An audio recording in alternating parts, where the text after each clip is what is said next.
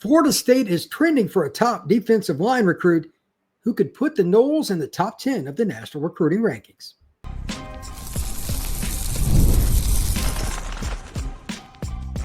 You are Locked On Seminoles, your daily podcast on the Florida State Seminoles. Part of the Locked On Podcast Network, your team every day. Welcome back into Locked On Seminoles. I'm your host, Brian Smith, longtime college football writer and recruiting analyst. Thank you for making Locked On Seminoles your first listen each and every day here on the Locked On Podcast Network. Truly appreciate you stopping in to talk some Noles with me. Today's show is brought to you by our friends at FanDuel. Right now, new FanDuel customers can get $150 in bonus bets with a first $5 bet winner. We've got recruiting news throughout the show, and at the end, I'm going to tie this thing up with a bow with defensive line. Now, Florida State historically and right now is recruiting defensive line at a high level, how that can help propel them not only in the ACC in the next couple of seasons, but potentially help them jump ship from the ACC into a better conference. We're going to get into that later in the show, but Florida State's trending in a way at defensive line recruiting from last class and the one right now more than they have in a long time. Middle of the show, we're going to be talking about all the different predictions for who's going where, what their commitment dates are, my own thoughts. But to start the show, we're also going to talk about one of the top defensive line recruits in the country who is trending to Florida State. That young man is Earnest Rankins out of Southwest DeKalb High School on the edge of Atlanta, 6'6", over 280 pounds. He's number one on the board for Auburn and some other schools. Georgia wanted him. This is a Big Ten, ACC, elite recruit that even the SEC schools want. Like, everybody wants this kid. Auburn was pretty confident for a while they were going to get him. Georgia went after him. Texas A&M and all these other programs, like he's had offers from just about everybody. And it's ironic. Florida State is waiting on his announcement. It'll be July 2nd, which is tomorrow. But Florida State didn't really know when they were going to get over the top with any of these recruits, and they've just kept grinding. And I said it a couple of weeks ago. We'll just see. We're almost to the end of the official visits. Then we just got to wait on the announcements. But then Florida State really started racking up the commits. Rankins would be, in my opinion, the culmination of not only adding to a really good D-line class. Again, we'll talk about that at the end of the show. But this is a trend. And hear me very, very clearly here. For Florida State to get back in the quote-unquote national discussion as a college football program, it starts not in Florida, but in Georgia. Because you're going to get a lot of really good Florida kids because you're in Florida. It's not rocket science. But when Bobby Bowden's teams and even Jimbo Fisher's teams were really good, they would pluck kids out of Georgia that were elite. Beating UGA, Auburn, and other SEC Big Ten type schools for a defensive lineman that's top of the board, that's how you get back into championship discussion. It's been a while. But when you look at the other guys committed, and I'll just mention them now, and we'll kind of come back and I'll break it down what I like about them, etc., towards the end of the show. But if you look at the kids committed, if they add Rankins, and again, he commits tomorrow, July 2nd, to this list, you have a lot of options because nobody else is really recruiting in the ACC the way Florida State is at D-tackle. Even Clemson and Miami might be just slightly behind because of the size and the number. James Carrington, he's over 250 already. He's a kid out of Crean Lutheran in California. He could play at 3-tech, maybe play strong side end, but that's a really good player, big body guy. Tico Crittenden, another kid just outside of Atlanta, 6'4", 300. Whitley Cadeau, another Atlanta kid. Booker T. Washington, 6'5", 300 pounds. And then they got Luke Francis, who's a kid that's from South London, but he's going to play at Coral Gables High, 6'4", 350 pounds, give or take, maybe 330, somewhere in there. I've seen different reports. Could play O-line, could play D-line. But what do they all have in common? The size to play interior D-line and possibly two-gap in a three-man line, which Tony White, you got Coach Knighton, all these different guys that have worked in three-man line fronts. It's hard because you need a very specific type of D-lineman. You can use these guys in that manner, and without a doubt, Earnest Rankins out of Southwest DeKalb could do that as well. I've seen him up close, 6'5" conservatively. probably 6'6", big kid, 280 plus. They're looking to overpower teams and be dominant in the trenches. They're recruiting D-line like an SEC upper echelon program, and it's about time. Florida State is needed to get back to this point for a long while. If they can get Rankins, and again, anything can happen, it's recruiting, this would be one of the best defensive line classes, not only in this year, but one of the best that Florida State's had in a very long time. And historically, since, say, late 70s, very few teams have recruited D-line the way the Noles have. But this group is really good, and especially to what they would be able to do up front. And I'm going to go over, again, the list here in about 5 minutes of kids that are going to make decisions. There's a couple of possibilities there as well. So it's great to see Florida State headed in the right direction at one of the most critical positions in all of football, defensive line. Getting the big uglies in general is important, but getting them in one class where you can take your time with them. If the guy's ready to play, okay. If not, you've got other options. That's awesome. So again, I'm going to talk about them more specifically later on in the show, my thoughts. But right now, Florida State is trending for Earnest Rankins, and he would be added to an already really good group. Now, here's my question for Florida State fans. Looking at the defense the way it is, and again, I'm going to come back to this a little more later in the show, do you prefer a 3 or 4-man line? There's a lot of different variations of that, 3-3-5, 3-4, stand-up end, etc. I just want you to think about that as we go through the show, and at the end, I'm going to go through my thoughts on what I think Terrance Knighton and Coach Tony White, they're going to come up with, and the rest of the staff, because they've got the opportunity to be a swing defense, a true swing defense, meaning they can 2-gap or 1-gap. There are very few teams that can truly do it because you got to have the nose guard. The 330-pound monster in the middle. Florida State's got multiple guys like that. Not many do. They could 2-gap, and here's the other key with it. They could do a lot of different things at the last second with their athleticism at linebacker and at the secondary to show different fronts. If you went with like a 3-3-5, do you want that complex defense? Or do you want the old school Mickey Andrews 4-3? They could use some of these guys as D tackles, but they wouldn't play end necessarily. Maybe one of them, but we'll get into that. Maybe Carrington could, but we'll see. But I think they're going to 2-gap quite a bit because they're getting the defensive linemen to do it. It's a really hard defense to prepare for. So that's something to think about. When we come back, we're going to go through the commitment list possibilities, meaning what are the announcement dates, my own thoughts. That is next here on Locked on Seminoles. Summer sports are in full swing, and whether you're listening to a baseball game or you're going to the golf course and trying to get your first great round in, you're probably going to be watching some of that too. I know that everybody likes going out, watching Little League and all that stuff, but the best is actually watching the action. The pros, right now, the action's pretty good. Golf's really good right now. Pro baseball getting ready to go into the All-Star break.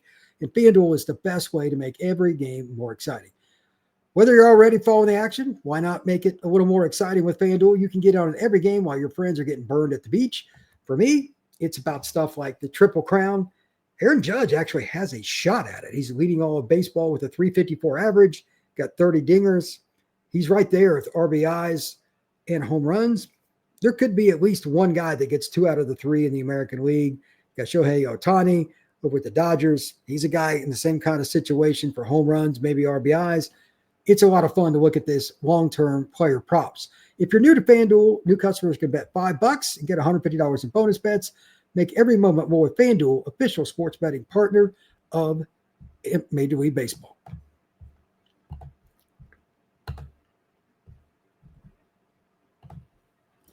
Thank you once again for making Locked on Seminoles your first listen each and every day. Truly appreciate you stopping in to get all your latest Noles news, especially recruiting, because that is my specialty. And right now, it's a lot of fun. This is the most important week of the year across college football for recruits because official visits are over. We're in the dead period, and everybody and their brother is making a commitment between now and the end of not this weekend, but next weekend. Every day is just a plethora. In Florida State, Lord only knows they are in on a bunch of them.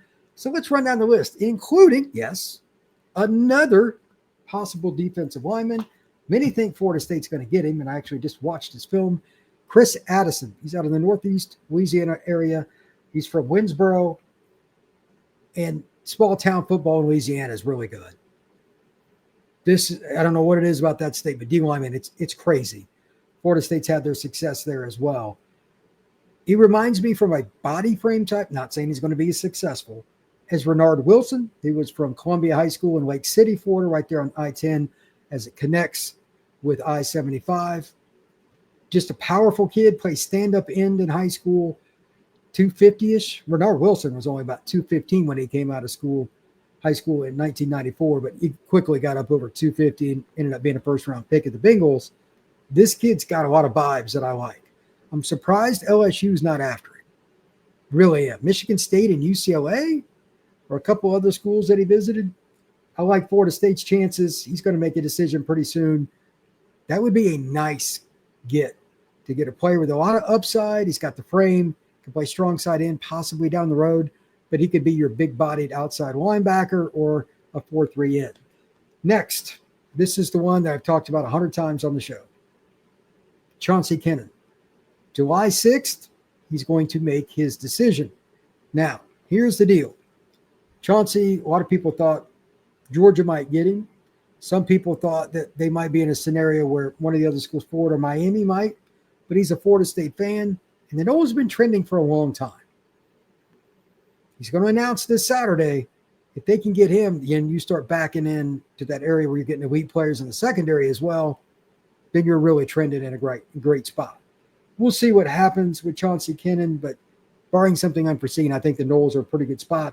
6'1", 6'2", corner at a Booker High School in Sarasota, Florida. DQ Forkba, July 12th. He's going to make his decision, so a week from Saturday.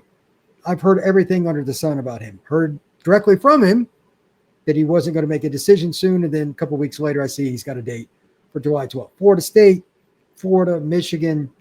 I don't know for sure where he's going.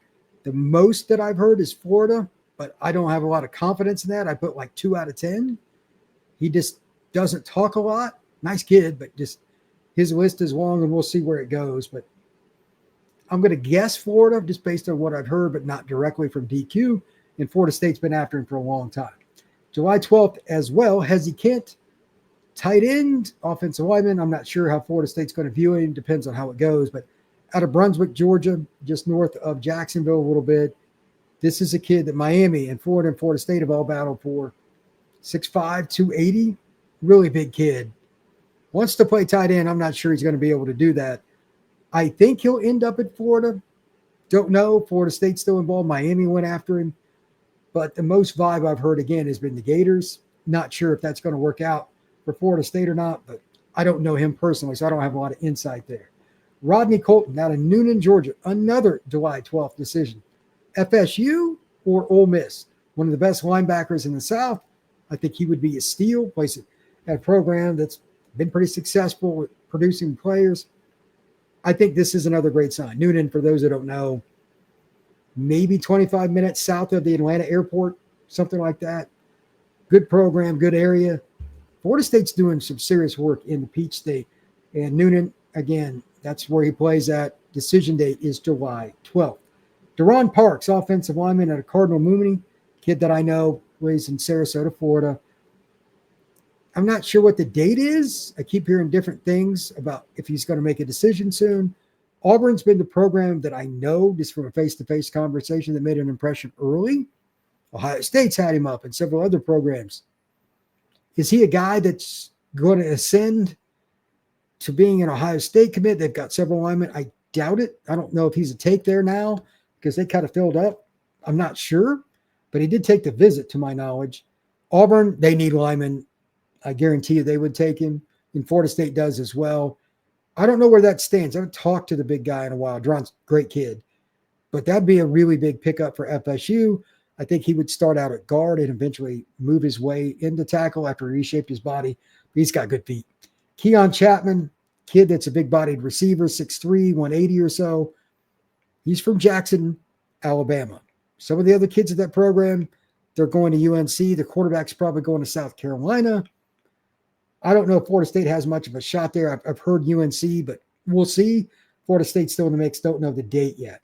When my read, Princeton High School, Cincinnati, Ohio. That's a program that's had a lot of players over the years, but not as many recently. July 11th. So a week from Friday, he's going to announce Baylor, Arizona State, Florida State, Washington. His list is very national. I don't know where that one stands, but it is July 11th.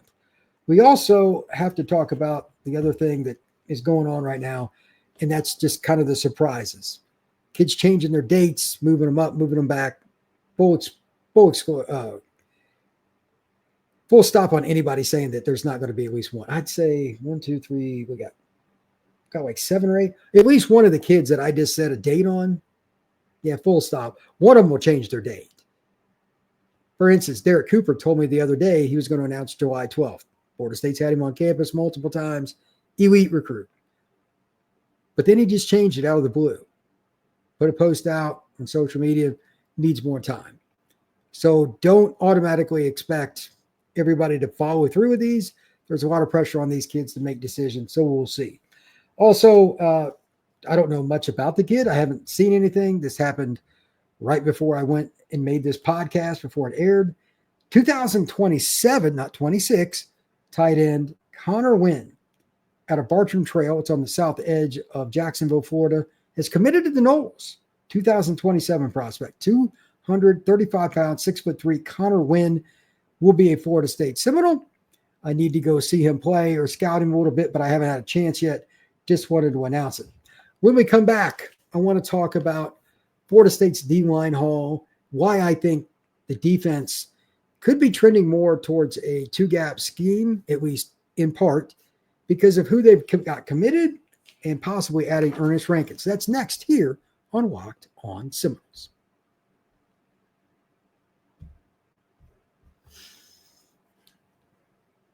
All right, let's talk about Florida State in one more sense. Let's talk scheme a little bit. We may or may not see the following this season because it depends on Jackson, the big guy in the middle, how much depth you think you have, etc. But Terrance Knighton has operated three-man fronts before, but there's some hybrid to it. Playing a certain gap, playing a shade. It's very technical, and it's not really easy to talk about on a podcast, especially for those of you listening. And, I'm not going to get up on a chalkboard, but you got to have some massive bodies to run three-man fronts in a traditional sense. Again, it's very technical. But if you got the nose guard to do it, you can get pretty creative. You need somebody that can take on two human beings. I mean, just think about that. That's not easy. And hold your own.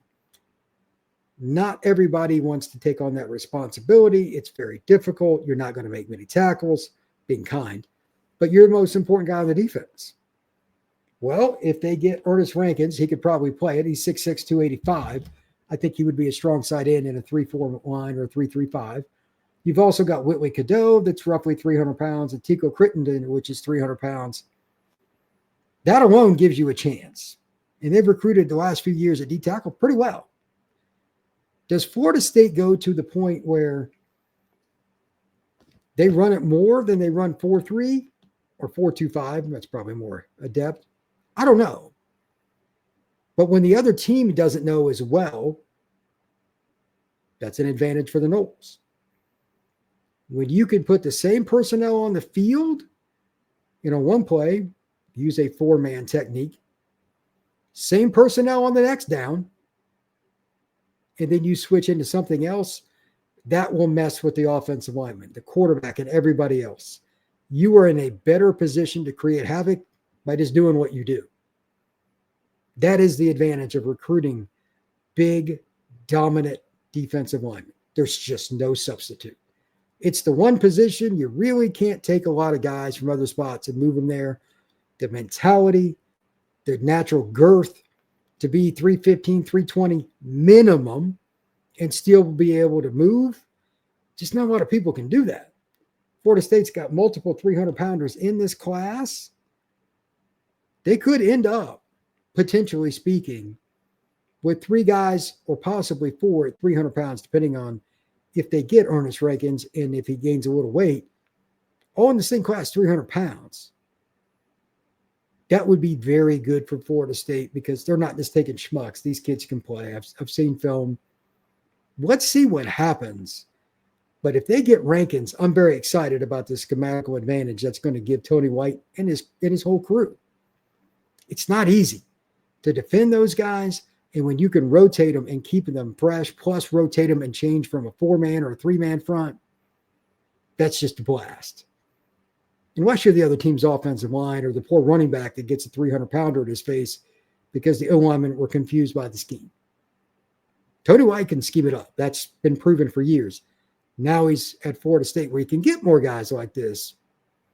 The Darrell Jacksons of the world, that may not be the necessary every year having a guy like that that's going to get drafted inside. But Florida State should be, based on last year's class, what they got going on now, they might have one of the top 10 D-line units for the next few years.